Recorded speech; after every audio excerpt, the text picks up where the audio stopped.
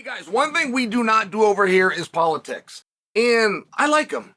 I've ran for office. You guys know about that, but I won't talk about it. And it's not necessarily the Michael Jordan rule of, well, Republicans and Democrats both buy tennis shoes. It's not necessarily that. It's more just a matter of why. Right? Why are we going to do it? And if you have somebody that's doing a monologue, you're always going to hurt feelings. Like you'll have somebody like me and it's going to be a one-way. And at some point, and no matter what I'm telling you, and no matter what the issue is, I'm going to let you know, hey, I'm not trying to influence you. I'm just bringing you the news. But I'm a human being. It doesn't work that way. It's a little bit tilted. And you can juxtapose that. Plenty of networks do. By just bringing on a guest that has the other viewpoint. And you get about 50% of your side, you get about 50% of their side. And your audience, everybody leaves happy.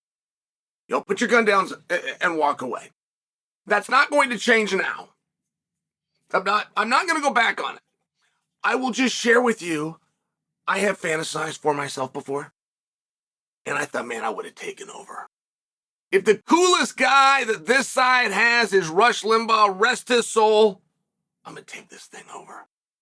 And then as I watch it from an outsider, it is literally stunning to me how few of them know the laws. And that is infuriating.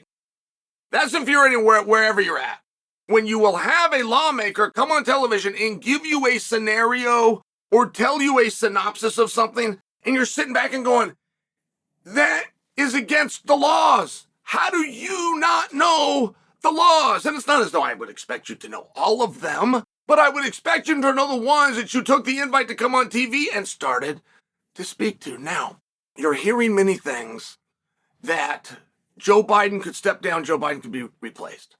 I'm just here to share with you the rules that the media has yet to inform you of and to have a little food for thought. Number one, there is not a scenario where the Democratic National Party can nominate somebody other than Joe Biden. And before you tell me about the convention, and before you tell me about the delegates, I'm talking about in a realistic setting. Do they have the legal authority to do that? Yes, but they would have to be organized right now. Whoever that is, and let me just tell you this as an athlete. I feel I played a hand, by the way. I feel I played a hand. I did an interview with Don Trump Jr., and this is back when they were accusing his father of going after his political enemy, his political opponent. That's exactly what they said. Political opponent, and this was everywhere. This was on all the news. And I told Junior right as we were getting off, I said, hey, Junior, by the way, just as an athlete, if I can make a comment to you, because the primary was still going on. I said, nobody should allow Biden to be stated as your father's political opponent, because there's a primary. Bernie Sanders and Kamala Harris and Stallwell and all these other, they should be the ones speaking up and saying, that's not your opponent. They're elevating. It was a simple comment. And you know what? He said, I agree with you. And you want to know something else? That was on a Sunday. On Monday, I never heard it said again. And I've always thought, did I do that? Did I change that? They never referred to him as political opponent again until after the primary. Now, the reason I tell you this, as an athlete, okay, you're not going to dream your whole life about something. You're not going to dream. Take Gavin Newsom, for example. And regardless of political affiliation, Gavin Newsom is the best politician in the United States of America.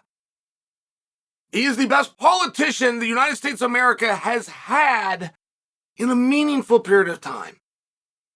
He is the nephew of Nancy Pelosi. That's true. And they have raised him to be president since he was roughly 7 or 8 years old. That's true. He is not. I'm telling you this as a competitor. As a competitor, Gavin Newsom, just for example, Gavin Newsom is not going to drop his entire life's plan to jump into something this red hot where he does not have the campaign that he has plotted since the 2nd grade. I'm just letting you know that's not how a competitor is going to do it. If you could shuffle the deck and get a guy into the world finals, I'm telling you, your true Olympians that have dreamed of it But then they can't come back, by the way. They'll put you in right now, but then you cannot come back. Now, 4 years from now, when the next Olympic rolls around, it's going to be one hell of a process to even get there. Like, you've got to guarantee to try right now. But it wasn't your plan, and it's not the way the game is played. You don't want it. I'm telling you right now, the true competitors, the greats at anything in life, they don't want it. 1, they'll miss the competition. 2, they're not gonna rush anything. Learning patience is one of the great things about learning how to be a competitor. And 3, it doesn't up your likelihood. It ups your likelihood to lose, except by a little bit less. Now, just because I'm telling you a competitor wouldn't do that, that is very different than saying a competitor cannot do that, okay? So what I'm here to share with you is yes, per the rules of the Democratic Party, those delegates could go to somebody else, and that could become the nominee.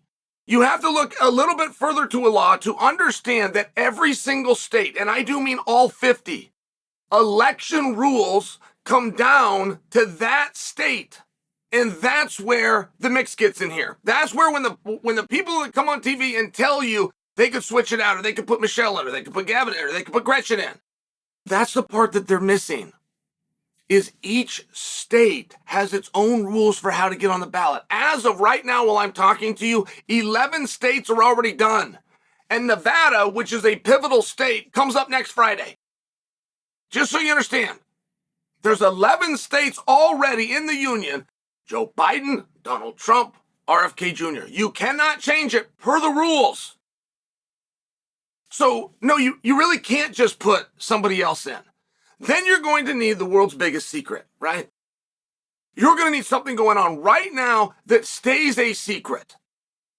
Because the one thing that they can do, where you actually could and get on all 50 ballots, is to put the President of the United States.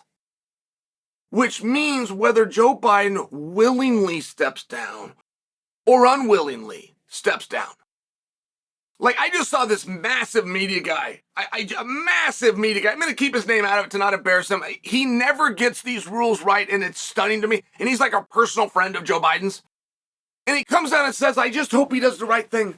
I hope that he comes out and he says, you know what, guys? I have really enjoyed being your president. It was the honor of a lifetime, and I'm going to finish out my term. But I am then not going to seek re-election. Can't happen. I can't tell you this any clearer. She has to be president. She has to be president. He has to pass that for that to be able to get on the ballot in all 50 states. 11 have already expired. Nevada's up next Friday, which is a pivotal state. Now, you want to know what the play is?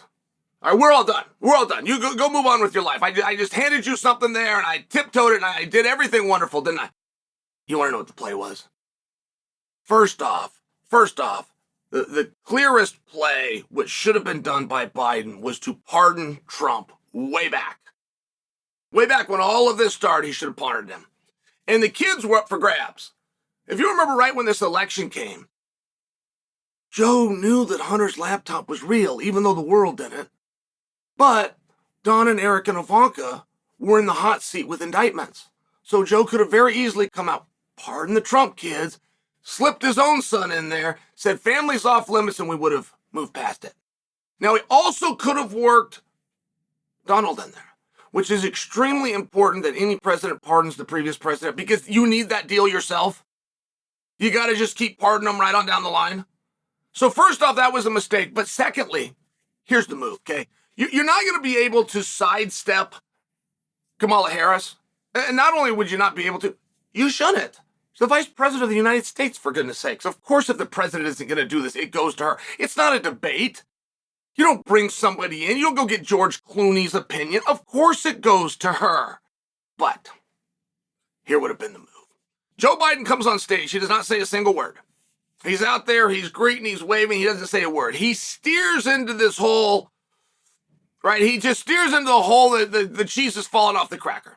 Don't correct him. Don't say no. President Obama comes out. He joins him on the same stage, and he says, ladies and gentlemen, our country is going to be just fine. That is where he makes the announcement that he is joining the ticket in the VP spot, and that Kamala is the one that stepped down, not Joe. Joe doesn't step down. She's the one that stepped down. She then comes and joins them on stage and lets the world know that this is what they've come up with together. Now, it's in that moment, with an elbow and a wink, that Obama has let everybody know, I am going to become the president. Just vote for this guy. It's at that same moment that Obama tells Trump, I think that you challenged our side to a debate, didn't you? Because I accept. We will have a debate, but it's going to be me, not him. Or you go real Vince McMahon on it, which is you accept on behalf of Joe, and the day of the debate, Barack walks out. That would have been the move. I really don't know how these guys miss that so much, but let's just say this would have happened. All right. Biden wins, Obama's vice president. Biden steps down, Obama becomes president. When he becomes president, he brings Mrs. Harris into the VP spot, which is how you get her to agree with it in the first place. And before this whole term is up, he steps down, she becomes president. That's how you get that deal pulled off. And the reason that's so fascinating, what I just told you, is there are people that are going to tell you about, I believe it's the 12th Amendment, it might be the 13th, that you can only serve 2 terms as president. I don't believe that. I don't believe that. Now, this is Chael's opinion. I understand why you would want somebody else. But the Constitution is quite possibly one of the easiest things that you could ever read. The whole thing's only this thick. And I think when you read it, that the same person can't serve more than 2 terms consecutively. That's how I read it.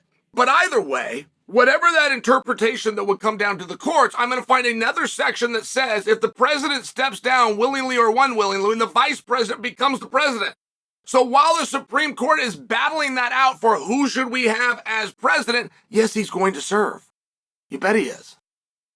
Which is only what makes it so much easier for them to pull off their ultimate plan of stepping down and handing it to her, which is how you get her to go along with it in the first place. And if you're make-believing that anybody has a side deal, no matter who brokered it, including Barack himself, and that they're going to come out at the convention, you're wrong. Joe's a lot of things. But his inner circle's not. His wife is not. And his son are not.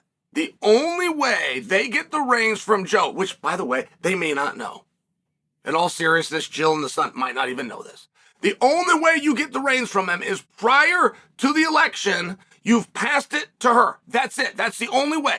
Which means she would have to be a willing player. If you go look at the amendment where this gets done, she has to go along with it. They cannot come in and she's the reluctant leader like George Washington. Can't happen. Has to be part of it. If those conversations are going on, if the intelligence community and the Secret Service and the people in the very office and her, if they don't come and inform Joe of that, that would be a stun. And if he even had a scent that she was going in that direction, he has the legal ability to come in and get rid of her right now. Which is where the door opens. How do you sidestep this woman? You sidestep this woman if you fire her for treason. That's a strong word. But that is how you would do it. And that is how you bring somebody else on the ticket, and all of a sudden this becomes a distant memory. None of which is realistic, none of which is happening, but also none of which has ever been told to you guys until now.